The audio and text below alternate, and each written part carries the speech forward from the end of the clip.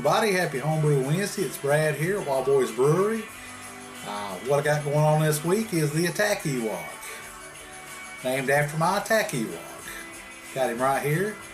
I know y'all have seen him on some other videos, and I know you've heard him a lot. He doesn't like being on camera. He's a little bit shy. That's alright. This is Smokey Joe, my little Pekingese, aka my own personal Attack Ewok. And you want to say hey to everybody? That's about all you're going to get out of it. So we'll go ahead and put him down.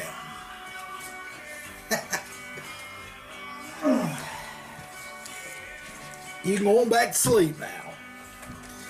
That's what he likes doing, sleeping. What I got going on this week, as I said, I'm going to talk about my Attack Ewok IPA. Getting ready to start drinking on it here in a few days. It's put it in a keg and give you the specs on it. Let's see. The malt bill on it was split. Well, basically it's 8.5 pounds of Great Western 2-row and 4 pounds of Optic UK, pound of Caristan 30, and 8 ounces of Care Pills. I did first wort hop and 60 with German Magnum. It's got, that's it for bittering, and then at 10 minutes it's got 1.2 ounces each of Mosaic, Amarillo, and Simcoe. And then for a 20-minute whirlpool, I did 1 ounce of Belma, 1 ounce of Nelson Sauvin, ½ ounce each of Amarillo and Mosaic, and then I did a 2 ounce each drop on the dry hop of Belma, Nelson, and Mosaic. 1056 for the yeast, half a tablet of World Flock at 15, quarter teaspoon of yeast nutrients. Had a 1053 pre-boil. Let's see. Finished up at 1069. And then it was 1005. To write that down. 1005 FG. I ain't got that right in front of me. I'm not sure what the alcohol on that is. It's probably like around in the 7 range, I would guess. 7, 7.5, something like that. The gravity sample I drank yesterday tasted real nice. Mashed it at 152.3, had a 5.1 mash pH. Brewed on 3/14/2016. Kegged it yesterday. Be drinking on it probably Friday.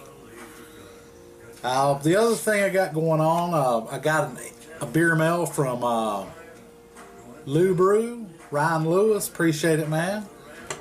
He sent me some couple home brews and a little sip of sunshine. I ain't never got to try that, so super excited about getting to check all of them out.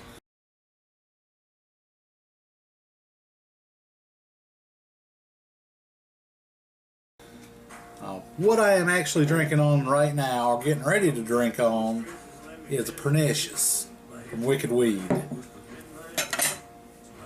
So let's get into this bad boy. This is one of my favorites.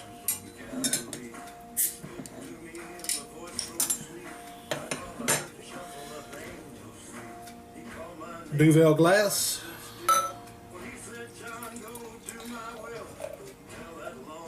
This baby is a really light orange or dark yellow color, as you want to say. Kind of more along the lines of a light orange. Hold up to the light. It's got really good carbonation. Pretty much a white head on it. Poured it pretty aggressive and got about a 1.5 or 2 finger of head.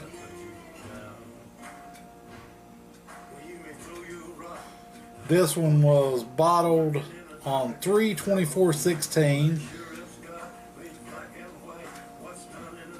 Easy to read on the label. just go on to say how Henry the whatever, King of England, pronounced hops to be a pernicious and wicked weed. And that's actually how they got their name, Wicked Weed, is they named it after hops, Henry the whatever. Because he called hops pernicious weed, and that's how they got the name of that beer and the name of their brewery. Let's get some nose on this bad boy. Very nice, very grapefruit dankness. Got a little bit of spice on it. Nice orange. It's got a really nice nose on it. So I've already got into the color. Slightly off-white head, mostly white. Good tight bubbles and big bubbles both. Let's get into it. Cheers.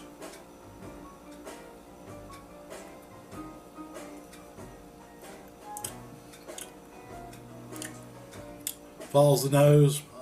A little bit of grapefruit. Nice dankness. Orange. It's got a fair amount of bitterness to it. I like that. Not overkill though.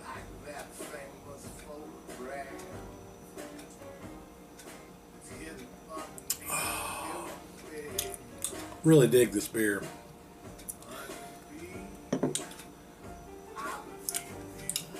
Bitterness builds as you drink it.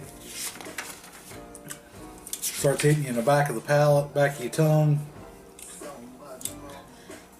Not super dry, kind of semi-dry.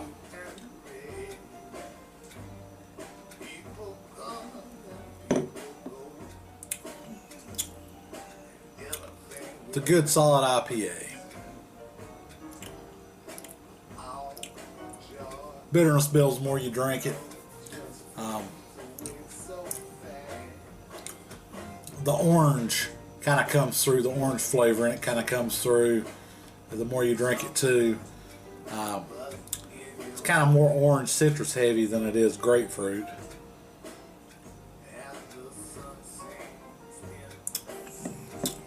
Very nice. Other thing I got going on 3/8/16 I brewed a KBS clone.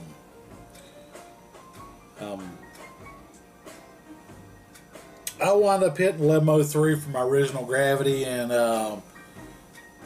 didn't quite have 5 gallon. Well,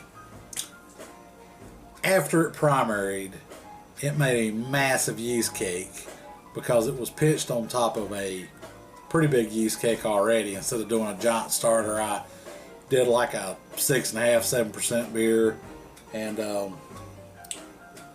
pitched that beer when it was done. It was a little over 5 gallons on top of that yeast cake. And when I got done, I probably had about 4.5 gallons that went into secondary when I transferred it after primary. I decided instead of doing true to the recipe KBS clone and throwing a oak spiral and some bourbon in there, I like that okay, but I actually like, well, you know, I run experiments and I like to play around with stuff. And so I decided, and it was already it dropped down to 10/10, so it was at 12.2. And I think the last thing it needed was more bourbon, more alcohol put in it.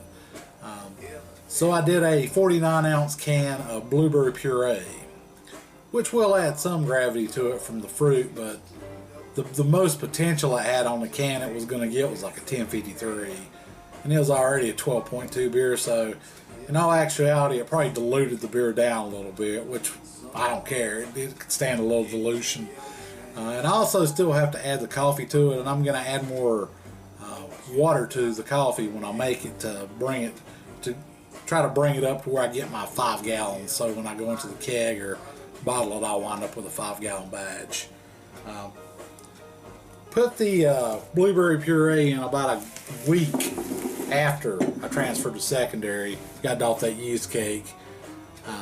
Just took me a little while to get around to going down to the homebrew store and getting it. It's like three gallons and some 3 pounds and some change.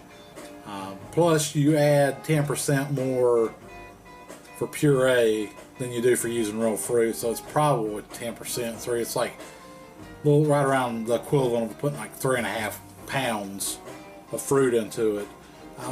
Took it a few days to kick off.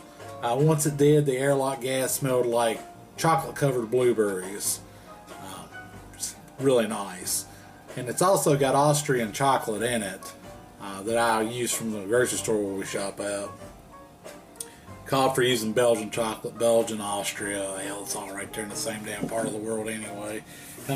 Can't be a hell of a lot of difference. And then I like that chocolate really well too. It's 70% cacao, dark chocolate. And the gravity sample that I drank, when I pulled the gravity on it, transferring into secondary, tasted awesome. So I didn't want to hit it with the bourbon and the oak. I'm just going to hit it with the blueberry and the coffee and call it done. Oh, and it's got some nibs going in it too.